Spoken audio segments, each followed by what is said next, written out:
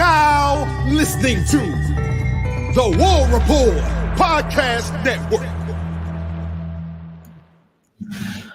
What's up, everybody? Welcome back to the College Loop Podcast, episode 209 of the College Loop Podcast. I'm Dylan Larck, at your boy Tank on Twitter, here to talk to y'all today about the class of 2023. Before we get into that, we do have some news to talk about that has gone on over the past few days since last time we saw each other. Auburn has logged another crystal ball for a 4-star. What's up, Tim Toolmain Taylor? Shouting out the College Loop right there. 4-star cornerback Blake Woodby has earned a crystal ball for the Auburn Tigers, a 5'10.5", 175-pound corner out of Maryland, Baltimore, Maryland, by that matter.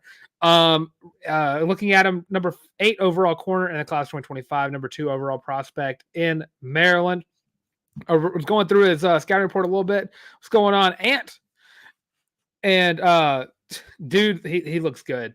He is smaller than most, 5'10", but he is a very willing tackler. That was something I thought was very cool about his scouting report, was the fact that he will lower his shoulder pad and he will lay the boom on any wide receivers. I saw a lot of great plays of him where he got anticipated the pass very well and got a lot of great interceptions. I could see him probably playing more of a star position. I think that's kind of where I would probably have him at due to his size. And I see James Barnett's in here. What's going on, James? But yeah, that's a great asset to a team that you can never have too many corners. Of course, you could see a world where some of them might transfer out, but that's how the recruiting world works nowadays. Could never have too many. Also saw that he ran a 4.39 40 as a sophomore going into rising junior, I guess, but we're in a 4.39 as I would assume basically a 16-year-old. So that's ridiculous. I don't think I've ever ran a 4.39 anything. So huge shout out to Blake Woodby. Hopefully a crystal ball that does become very possible. I'm going to go look. Brian Doan and Tom Loy were the 2 crystal balls on 24/7. So I'm going to see how their prediction records are. 90, 92. And 80. So I like those odds. There's a very high passing grades. But another great asset to a team as wide receivers. And if you heard about this weekend was a huge recruiting weekend. Caleb Cunningham, one of the 5 stars in the class 2025, number 3 overall wide receiver, or number 2 based on composite, number 1 overall player in the state of Mississippi. He has announced that Auburn is his number 1 school right now after a great recruiting weekend and a great recruiting weekend for a lot of other players as well. Going into some comments, James Barnett, Coach Referees may end up with a top 3 class. I think that's very plausible. I was shocked that Auburn, how just all in Auburn was right away in the 2024 class and 2023 class, really. Not even 2024. But he did such a great job with class 2024. And I could see this being a top 5 class without a doubt. I think it could be a top 3 class too. I think this class is going to be one of Auburn's best ever. Just because the buy-in is there. I've not heard a recruit say anything bad, not like they would. It is just so fun to watch a coach who knows how to recruit and is getting these higher end recruits. It's been a hot minute. Gus was good at getting some higher end recruits, but a lot of them didn't get developed very well. And I'll get to talk about some of the. I'm thinking about doing a thing later on. I'll talk about that in a second. But let's see, freezes the minutes on the Plains. When he told Cole Pinkston about offered and said, "I'm not letting this kid get away." That's one of the craziest lines I've seen from a head coach. Yeah, if they can pull Naheem, that'd be absolutely ridiculous. I don't know how likely it is to happen. I think he might be a Ohio State lock. But if he could pull Naheem and if he can pull Caleb Cunningham, that would just be outstanding. And of course, a lot of guys that came through. That I think Broderick Scholl is one of my favorite recruits in this class that I think Auburn has a real high chance of. I think it's Auburn and Nebraska are like right up there. It'd be awesome to see Auburn build the offensive line. I think the best offensive line recruit that Gus Malzahn ever got was Prince Tega. I guess I guess Braden Smith would be the best player at the offensive line position, but one of his better recruits that he got turned into a great offensive lineman was Prince Tega, who is an edge rusher from Edgewood. So that was fun. Let's see. So I love seeing an Auburn coach talking like that. We haven't had that in a hot minute. Yes, true. Peyton just needs to be decent this year. Well, come on. I mean, it's that's it really. I think I said 2,200 yards, like the minimum for him to hit eight wins. So that's where I'm at for that. And of course, that I bring it to another point before I get into my grades. Diz Barnett says, Dylan, what are your thoughts on about Juju? That's Juju Lewis. I like Auburn's odds to finish in the top 3 for him. I don't know where I stand really on where Auburn is with Juju. I think it's a long shot, but if anyone were to pull it off and get the upset, it would be Hugh Freeze, just because the buy-in that he has been getting from a bunch of recruits. And I mean, Juju is getting recruited by literally everyone. Like, I think he probably has an offer from anywhere from UAB to Ohio State to Wyoming. I'm sure you'd be dumb not to send an offer to Juju Lewis. But he'd be I think he's the top quarterback in the class, if I'm not mistaken. Who's at least the top one who's not committed somewhere. If I remember that correctly, because I know he is closer in being in Carrollton. He's still committed to USC. So I'm long shot. Auburn's there. I don't think Auburn gets them, but I'm not opposed to it. I guess numbers wise, it'd be fine, but I do kind of want to see how Walker White does, and I think it's a little iffy picking up a top end player like that. See, Nebraska ruined their OV early. I think we land Scholl and Cunningham and Offord are both going to be a Big Cat as well. I mean, Big Cat's going to be. This might be the craziest Big Cat ever. I mean, Perry Thompson committed during the Big Cat weekend, so that's a whole other thing. I think this one is going to be the biggest Big Cat. I'm going to be just all over the place that day, making graphics. I think you can get it. I think you might get 2 or 3 commits right away at Big Cat weekend. That weekend is just absolutely ridiculous, just in general. And we do have a last bit of things, and I did say some earlier, starting on this Tuesday. So not right now, not Monday, but Tuesday. I'm going to be starting my way too early game-by-game preview series where I'm going to take an in-depth dive at every single game, starting off with Alabama A&M on Tuesday and then going through the rest of that schedule as well. And so get ready for that on Tuesday. And I will say the kickoff times have been announced for those first 3 games going to Alabama A&M. It is at 6:30 on August 31st. It's going to be a Wear Orange game. Week 2 is Cal. It's going to be a 2:30 kickoff. New Mexico is going to be a 6:30 kickoff. That's going to be Auburn's homecoming game in week 3. And then to be determined for every other game going on that throughout the rest of the season. If I had to guess for week 4, Auburn, Arkansas, I'm not going to be upset if it's an 11 a.m. kick. I don't think Arkansas has earned a right to have a primetime game. I think they're going to be bottom of the SEC yet again. Those are the first 3 kickoff times, and also worth noting as well that Auburn has been named Georgia's homecoming game. So that's a whole other can of worms. I think Eugene Asante had something to say about it. I think Jeremiah Cobb had some words to say about it. I try to remember all the players that everyone took offense to it. Nothing should ever get players more riled up than being classified as their homecoming game. I'm sure I hope New Mexico isn't too riled up about being ours. The last thing I need is Auburn losing another game to a New Mexico school. I don't know what I will do if that were to happen 2 years in a row. But I don't want to live in that world. But yeah, Georgia has announced Auburn as the homecoming game, and a lot of players are mad about it, which it's very disrespectful to make a rivalry game your homecoming game. I don't think that.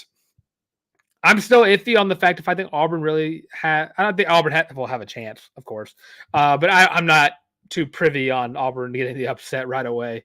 Right now, at least, I would need to see if Auburn blows out those first 5 people. I'd be a little on that. $1 million or the Walker White show. I think Hugh Freeze has been one of the coaches that's really talked about this. That's why he didn't go for a guy in the portal. I'm talking about Chris Causey's. So what's up, Chris? Hugh Freeze has been a very adamant piece to kind of the NIL world now. Talking about it's not really worth paying a lot of money for a quarterback right now. than it would be to just develop the guys in front of you. I think that Walker White is going to be the quarterback of the future. I don't think it's worth going into, and I'm not going to be opposed if Auburn does pick up Juju, but right now I am going to be more towards develop the guys you have and spend the money on I'm getting caught on my wires, getting the NIL money to the recruits who are going to build onto that. Like Caleb Cunningham, all for it. Juju Lewis, not so much. I guess I'd be over here. Not so much. It'd be awesome. I think Auburn maybe should pick up. I don't think Auburn should go full on for the number one quarterback in the class. It'd be awesome, yes, but get some guys to back up and get some guys to develop behind Walker White going into 2026. 2025, I guess, would be the year, in 2026 as well. Just get guys to develop, and you want guys kind of space it out a little bit. That's how I recruit in NCAA 25 or NCAA 14. I was recruit a year after I get a quarterback. Let's see. I think if we don't get Lacey or Juju, we get a top portal quarterback next year so that Walker Hank is ready in 2026. I think Hugh Freeze would be completely ready to go with Walker White in 2025. I think he's spoken so highly of him, and I think it's a summer and a year behind Peyton Thorne will really help him out. I'm very high on Peyton Thorne this year. In case no one was aware about that, I know the Robbie Ashford jersey's right there. It's there just because it makes a lot of people mad. That's why I love having it up. I'm very high on Peyton Thorne this year. And I think it would do him a lot of good sitting behind him. I think Walker will be ready by 2025. He'd be a redshirt freshman. He'd have a year in the system. He'd be developed at least a year. It'd be really good for him as well. Tim Tillman says no game is off the table. I don't see. I understand no game is going to ever be fully on one side of the spectrum at any given time. That's if you knew you were going to lose, you wouldn't play the games. I think right now, I would say there are 3 games on the schedule that I don't have Auburn winning right now. Of course, I need to see how Auburn plays against Oklahoma for me to really go in depth about all of those, about where I kind of see. But like Georgia, Missouri, and I want to say right now Alabama are my 3 no-goes. I'm predicting that Auburn to be a win, and then I have splitting A&M and Oklahoma. So that's where my 8-4 comes from. Which kind of spoils my whole weekly series. Let's see. And don't forget, we already have 1 5-star for this class. That's right. Malik Autry. Let's see. All right, so yeah. Huge shout out to Blake Woodby for getting that. Cal Cunningham for making a lot of Mississippi State fans mad. But with that, we're going to get into the meat and potatoes of today's episode, which is going to be grading the class of 2023 based on how they performed last season and going into this upcoming season. I'm going to go from top to bottom based on their rankings. If there's going to be some guys I'm kind of going to reach out and just say that it's too early to tell. Just because a lot of these guys are going to be developmental pieces, and I'll kind of get to that in my third one. So starting off with Keldrick Falk, I think it's without a doubt Keldrick Falk is going to be your first like A+ grade a player, just because his impact he made right away was unheard of, really, for freshman defensive linemen. I think he did such a great job of stepping in when he was asked to do so. You never want to get in because of an injury, but he got in and he made the most of it. He did a great job in doing so. So Keldrick Falk, I'd have to start off with an A+, really. I think that's kind of where I have that at right now. I'll go A. I'll just keep it simple with the grades. Going to number 2, Kyan Lee. Kyan Lee also going to get an A from me. I think Kyan Lee was a great third string corner.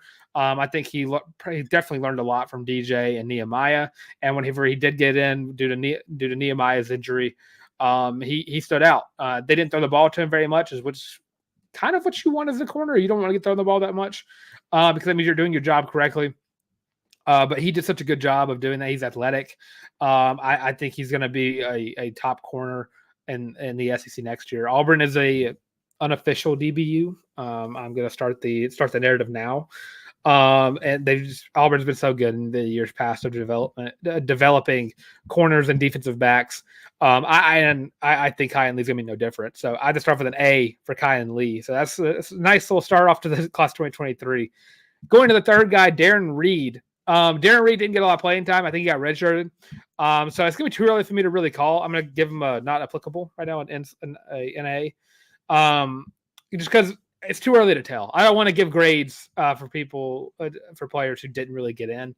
I think Darren Reed is going to be a great rotational piece this year. I think that when you go into this season looking at guys to put at the defensive end and defensive interior D line, I think Darren Reed's going to be that dude. And I'm very excited. LSU wanted this guy for a reason. So I think he's going to be very, very fun to watch going into this upcoming season. So gonna get to see him play a lot more. Tyler Scott, I'm gonna give him kind of the same grade. Didn't really get to see a lot of him, and if I'm not mistaken, I just don't think that he is. He wasn't. Well, he just wasn't ready. He was a freshman, so I didn't really see a lot of him. I think you got to see a little bit of him later on this season, if I'm not mistaken. But right away, I'm not. I'm gonna go a B. Just because it didn't really say he was redshirted. He got all 4 of his games in. Got 2 tackles in those games. So right now I'm gonna just give him a B because he got in. I guess a C, kind of where that'd be at. A B in between that. Probably I'd stick it with a B. Just didn't get to see a lot of him, but he came in to Music City Bowl. I think he played pretty well. Enough to kind of show that he developed over the season he was out. So I'll start with a B for Tyler Scott. Next up, Jeremiah Cobb, who I'm going to be giving an A to as well. Cobb was great as the 4th string running back, really. And whenever he got in, with Damari Alston's injury, I think he showed a lot of growth and really a lot of versatility, athleticism, everything you want in a running back, you're getting in Jeremiah Cobb. I think it's going to be so fun to watch Auburn's 3-headed monster at running back this year. And Jeremiah Cobb is going to be a guy who I think is due for a breakout in one way or the other. I don't know how likely it is for him to have more yards than Damari and Jarquez. But I think that he is going to be up there. I think when you look at running backs who might be up in the rankings and receiving yards, you might see Cobb. I think he's going to probably lead the running backs in receiving yards because that is just the versatility that he holds. He is more the speed back than Damari and Jarquez are. And I think both those guys are due for a great year. I think this offense is really built for this running back room. Because, of course, you're going to need to kind of buffer in your wide receivers a little bit. But I think going into the season, those first 3 games, I think you're really going to be heavy in the run game. You're going to see a lot of Jeremiah Cobb. And I don't think anyone's going to be upset about seeing that because Jeremiah Cobb is a lot of fun to watch. Up next, Connor Lew. Without a doubt, and I saw James, I saw your comment in a second. I'll get to it in just a couple of seconds. Connor Lew, if I had to give, this is kind of why I'm backing off the A+ for Keldrick Falk, because I'm going to save the A+ for Connor Lew. If I had to say who the best player is out of the class 2023 already, it's Connor Lew. I think Lew is already one of the top centers in the SEC, and I think he has an argument to be made for one of the top in the country. He stepped in due to the injury of Avery Jones, and a lot of these guys came in due to the injuries, which really helps their case for why they're ranked so high. Connor Lew stepped in and was the best offensive lineman on the field as right away. You don't see that in the SEC. You don't see that in college football. You rarely see a freshman lineman come in and dominate right away. And Connor Lew did that. I think he's already rated like one of the highest graded centers in due to PFF. He is a monster. He's a menace. He was already my favorite recruit coming into the season last season as well. So I foretold it. I got my crystal ball and I was ready for it because he is a dog. He is the best center in the SEC. I'll go ahead and just say that. So I'm about halfway done. I'll kind of get through y'all's comments real quick. So James says, Dylan, we should have beat Georgia this past year, but those 2 wide receivers, they had torched us. I don't see those same types of players for them, but we definitely have those dudes now. And then James comes in again after Tim's comment and says, I don't see a Bowers or McConkey on Georgia's team. You can't replace Bowers. And without Bowers, you don't think UGA wins. Bama game, our offense stalled, and Ron Roberts made a terrible call on 431. See, they don't have a Brock Bowers, but they have an Oscar Delp. Oscar Delp is still a very good tight end. And they have some guys at wide receiver. They have Dominic Lovett, who transferred from Missouri a year ago. And they have another transfer they got from Mississippi State coming through. Georgia's still a very talented team. Brock Bowers or not. Oscar Delp just was the tight end behind Brock Bowers. So I'm not the one to say you can't replace Brock Bowers and what he had, what the talent level he was, and the sheer athletic build that was him as a video game character. Really, go watch the film on Oscar Delp. That's all I gotta say. I'm just as scared of Oscar Delp as I was Brock Bowers. Georgia's had a nice little run of tight ends. So continue with that list.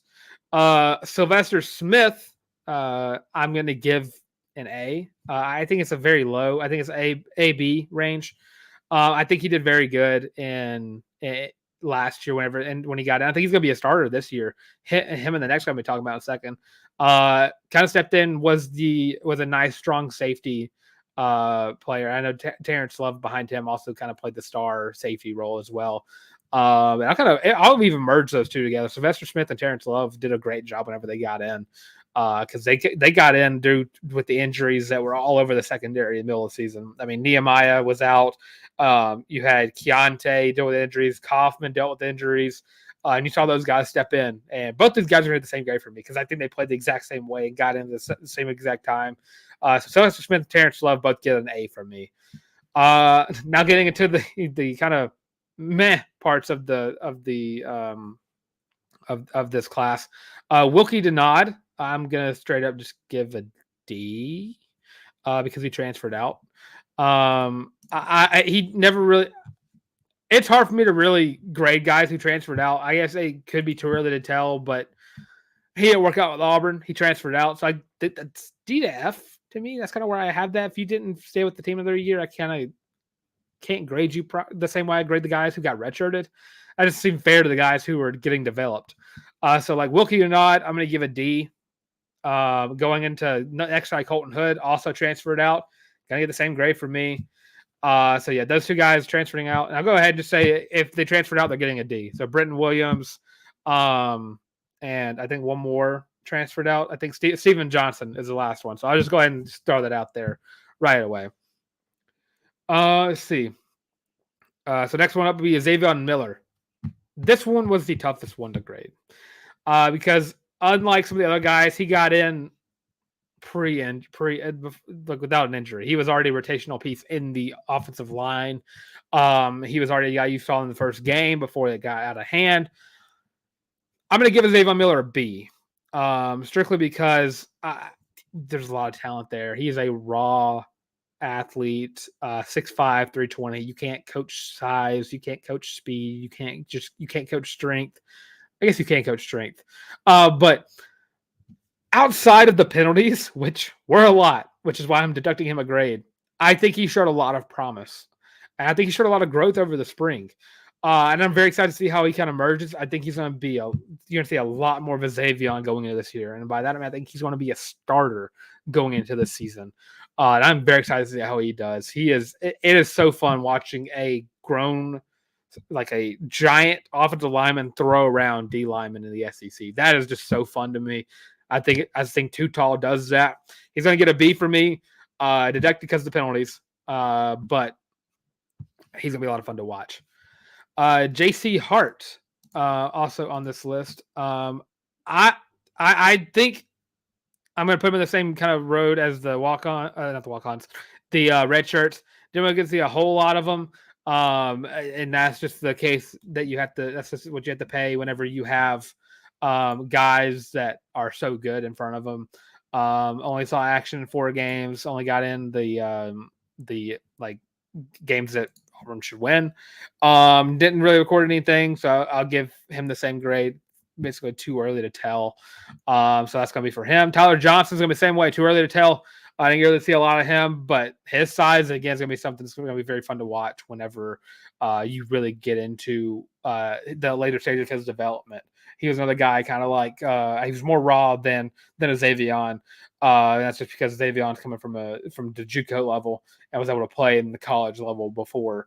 But Tyler Johnson can be a lot of fun to watch later on. Too early to tell for him right now, but I'm excited to see how he kind of emerges later on in his career. And then up next is going to be Quintrell Jamison Travis, one of my favorite names from the class 2023. I'm going to give him. I'm on the fence with this one too. This one kind of was on the same lines. I'll give him a B for now. He got in a little bit. I think he's going to be a guy you're going to see get in quite more this year. But he was recruited as a depth piece. He is a depth piece. I don't know if he'll ever emerge as a starter. So maybe a B, low B, maybe high C range for Quintrell. Great name, A+ name, but never really got to see him emerge. Hopefully, get see him do that this year. I think he's a good rotational piece for a defensive line that's going to need to show a lot of promise going into this year. Next up, Champ Anthony, another JUCO guy.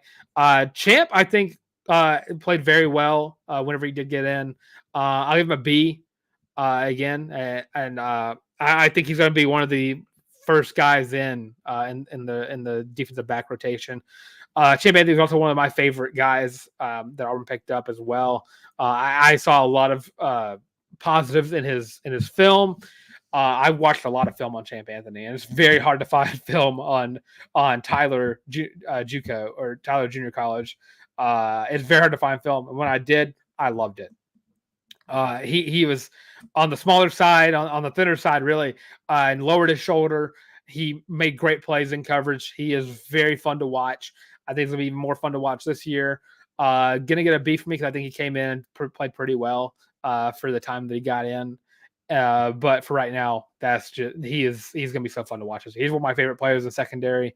And the secondary has a lot of guys that I'm kind of shaking my table as I'm like moving my arm. But yeah, I'm very excited to see how Champ Anthony goes into this next season. Last few, Clay Whedon, too early to tell for Clay Whedon. I think he got redshirted as well. Offensive line is going to have a lot of rotations go in and out. But yeah, right now he is going to be too early to tell. C.J. Johnson's also going to follow along that same lines. They're going to see a lot of him as well. Braden Joyner, too early to tell. So that's going to be kind of a boring end to that. But then lastly is Hank Brown. I'm going to give the Hank Brown, the fanboys of Hank Brown, because I don't know if I fall in that line yet. I'd be excited if he came in and if he were to be the quarterback and just played outstanding. I'd be a huge fan. But whenever he came in during the Music City Bowl, and he really had a good ending to that game against Maryland, even though the game was all for naught. I think he had earned a B. You never really see the 3-star quarterback who was recruited to be like the 3rd or 4th string guy kind of come in and just kind of go lights out. And whether that be because Maryland's defense was tired or they don't really scheme for the 3rd string quarterback, I think he came in and really showed some promise. He did enough promise for the Hank Brown Heisman trends to start happening and all the other awesome Auburn Twitter moments that came out of the last 5 minutes of that game. But overall, this class has been really good, especially for a class that Hugh Freeze didn't really have all the time in the world to get it together. This is a lot of guys who had to get flipped as well. And I know class 2024 is known for their flipping. I mean, Keldrick Falk had to be flipped. Kyan Lee had to be flipped. Darren Reed had to be flipped. A lot of these guys had to be flipped. Connor Lew was a Miami commit and got flipped to Auburn. So you're seeing a lot of that happen more. I think Terrence Love or Sylvester Smith was committed to Tennessee and flipped to Auburn as well. I think it was Sylvester Smith. So you see the flips happening early on, and I don't think the class 2020 really gets talked about like it should. And I guess the 2024 hype is also building up as well. But this 23 class is the foundation. Class 2024 you build with. Class 2023 is the foundation, and they did a great job doing that. You saw a lot of top end players. Some of them are going to be some of the higher end players in the SEC. You're already seeing that with one of them, Connor Lew.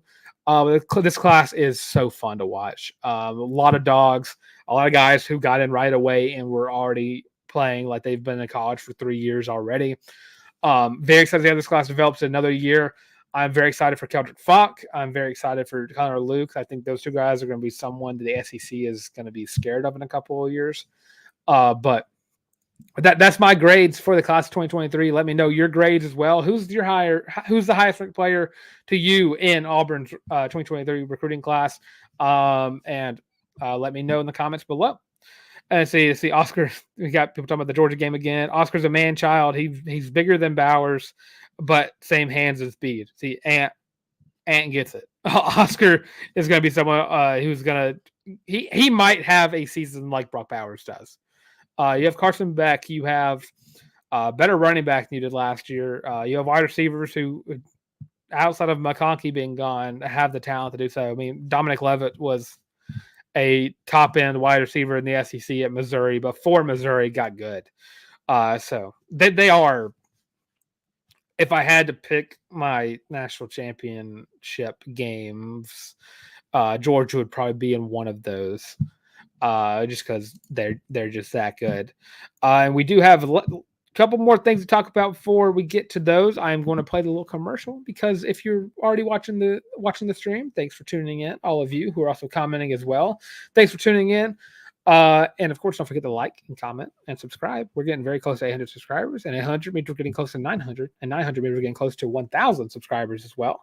So if we get that before football season, that'd be awesome. And don't forget that get ready for our week game by game, way too early preview series, starting off with Alabama A&M on Tuesday. And of course, if you've already liked, comment, subscribed, if you're listening on the audio version of the show, is already subscribed to that as well. We have merch. They can also help support the show as well. And I'll say as well a lot. But we have the Feelin' Loopy t-shirt and the College Loop hat, which I am wearing right now, both on the War Report shop. I'm going to play the commercial. When we get back, we're going to talk about Jaylin Williams as his draft stock keeps going up. So we'll be right back. Are you tired of having to rummage through just clothes after clothes after clothes, looking for something to wear? Are you tired of your friends making fun of you for your terrible fashion sense? Well, do we have the shirt for you? Go to thewarreport.com, get your laptop out and do it right now.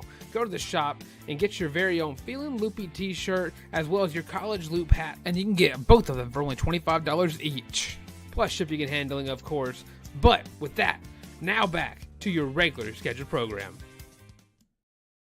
And I forgot to mention those that Feelin' Loopy t-shirt. Most comfortable shirt you're ever gonna wear in your entire life. I would never lie to y'all. I don't like lying to the loopers out there. The Feelin' Loopy t-shirt, most comfortable shirt you're ever going to wear in your entire life. I guarantee it. 100% guaranteed. Only $25 again, like the commercial said, like the nice voice said, and the hat also $25 each. Father's Day just around the corner. I believe it is next Sunday, not this next Sunday, but the next Sunday. So great gift to get for the father figure in your life. The Feelin' Loopy t-shirt and the College Loop hat as well. So to round up the show, men's basketball news, because Jaylin Williams' draft stock continues to get higher and higher. He has now gotten to the ESPN Top 100, and he continues to go up still. I'm not lying when I say that. Jaylin Williams might be the oldest player drafted in the second round, might be the oldest player drafted in general. But he has worked out with 4 teams now, and they've all had raving reviews about it. It's been the Nets, the Celtics, the Warriors, and the Pistons. Just wanted to shout him out because the draft is a little over a month. I don't really. It's sometime in July, I believe, or like the beginning of July, somewhere around there. But it's gonna be a lot of fun to watch Jay Will. I think he is going to get drafted. I think people be stupid to not. I do have a favorite for him to get drafted by. I would love it if my Oklahoma City Thunder were to pick up Jaylin Williams, because I have a dream for a Jay Will to Jay Will to Jay Will like alley-oop play, like a steal from Jay Will to lob it up to Jay Will and slammed by Jay Will. That'd be just the best thing in the world. Because if you don't know already, there's already 2 Jaylin Williamses on the Oklahoma City Thunder, and it'd be poetic of sorts for the Oklahoma City Thunder to draft him as well. So fingers crossed for that. And last bit of news, got some softball news. Maddie Penta is going pro. She is signed to play professionally with Athletes Unlimited Pro Softball, and it's Ox season this June. So she'll compete at Ox in Wichita, Kansas from June 10th to June 25th. It features 42 athletes playing 18 games over condensed season ahead, and has a championship season in July. There's been this is, I've never really even heard of this until I saw Maddie Penta got signed to it. But Maddie Penta is probably one of, if not the best player in Auburn softball history. I'm not being too facetious with that. My Bogan glasses are still over there. Still collecting dust until Auburn gives me plenty of reason, which I guess I should have worn them for golf. Looking back on it, I definitely should have done for golf. I called it earlier on. But shout out to Maddie Penta. There's going to be a draft on June 7th at 11 a.m. Central Standard Time. And then 3 days later starts competition. So good luck to Maddie Penta. Again, one of the best in Auburn softball history. And the last bit of softball news, Auburn is returning to the Clearwater Invitational, where they will be taking on this entire list of not this entire list of teams, but they also going to Clearwater is going to be Alabama, Charlotte, Clemson, Florida State, Kentucky, Liberty, Missouri, Ohio State, Oklahoma State, San Diego State, Texas A&M, UCF, UCLA, Virginia, and Wichita State. And last time Auburn had a 4-1 record. Last time they were in Clearwater, they're very, very nice track record. But for the season, it's going to be very fun to watch. Still waiting to hear more about the Auburn softball coaching job. Probably going to hear some news about that as soon as the season's over with. So I can't wait to hear more about it. I think it's nice. This has been very quiet. We're kind of getting rid of all the drama going around, especially from last year's transfer portal fiasco that happened. So huge shout out to Maddie Penta, huge shout out to Auburn softball getting invited to Clearwater. Gonna have a new coach by then.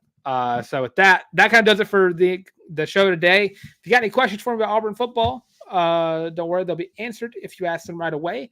If not, I can go ahead and end the show. And don't forget to check out the Tuesday show, where we are going to be talking about Alabama A&M and the other headlines that will be going around. Auburn's season opener, of course, kickoff time for that game is 6:30 p.m.